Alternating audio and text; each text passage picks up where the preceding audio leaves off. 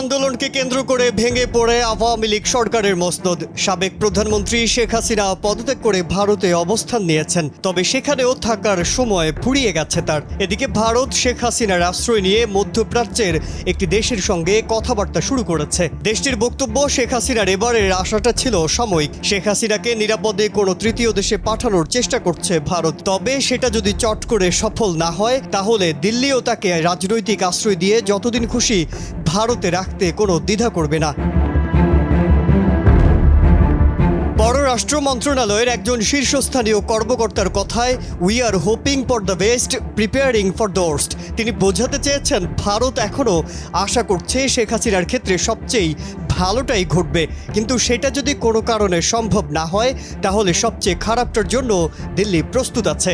শেখ হাসিনার যুক্তরাজ্যে যাওয়ার প্রস্তাব প্রথমেই বাধাপ্রাপ্ত হওয়ার পর সংযুক্ত আরব আমিরাত, সৌদি আরব ও ইউরোপের দু একটি ছোটখাটো দেশের সঙ্গে ভারতের কথাবার্তা হয়েছে। যদিও এসব আলোচনায় তেমন একটি অগ্রগতি হয়েছে বলে খবর নেই।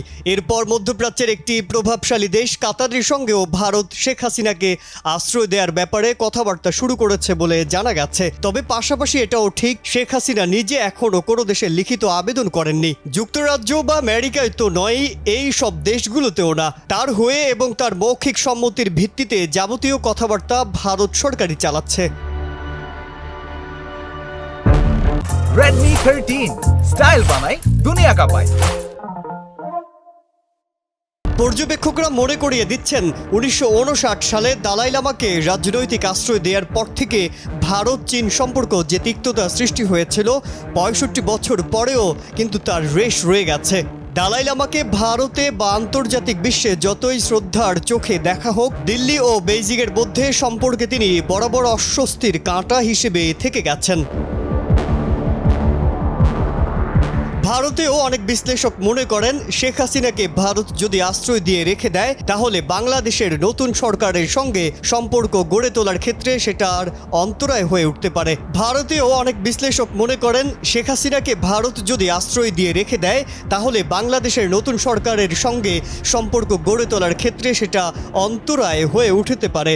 আন্দোলনের জেরে শেখ হাসিনা সরকারের পতন ঘটেছে, তাতে একটা স্পষ্ট ভারত বিরোধী চেহারাও ছিল। সেটা যেমন হাসিনা বিরোধী আন্দোলন ছিল, তেমনি ছিল ভারত বিরোধীও। শীর্ষ পর্যায়ের একটি গণমাধ্যমের প্রতিবেদনে বলা হয়েছে, শেখ হাসিনা যখন দেশ ত্যাগ করেন তখন তার ডিপ্লোম্যাটিক পাসপোর্ট বহাল ছিল এবং এটির সুবাদেই তিনি অন্তত 45 দিন বিনা ভিসায় ভারতে থাকতে পারবেন।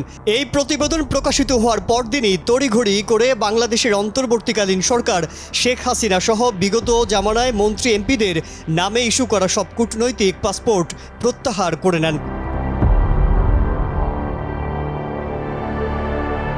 মাজহারুল আলম, কালের কণ্ঠ।